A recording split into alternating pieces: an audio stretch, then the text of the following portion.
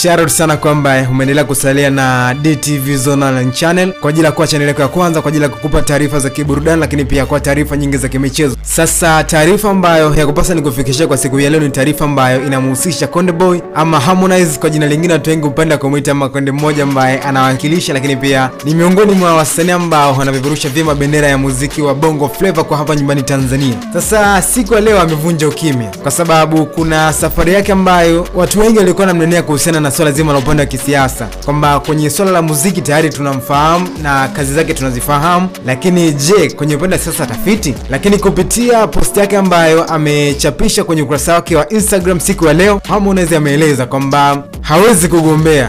Ameandika kwa msisitizo zaidi kwamba hawezi kugombea ubunge wa Tandahimba, licha kwamba aliwahi kuonyesha nia ya kugombea miaka nyuma kidogo ambayo alikuwa akihamasishwa na the late Dr. John Pombe Joseph Magufuli ambaye alikuwa ni rais wa awamu ya 5. Katika maneno yake Harmonize ameeleza kwamba hawezi kugombea kwenye mlengo wa kisiasa kwa sababu kuna maneno hawezi kuacha kuyazungumza, kwa sababu endapo kama kiingia kwenye siasa kuna vitu vitapungua tofauti na vile ambavyo tunamfahamu kwenye uwanda wa burudani. Sasa Harmonize ameandika kwamba simuoni Harmonize kwa ninavyoona, hata kusema bombo clat sitaruhusiwa. Tandahimba, chagueni kiongozi bora ambaye atakayemsaidia rais wetu miaka 5 ijayo.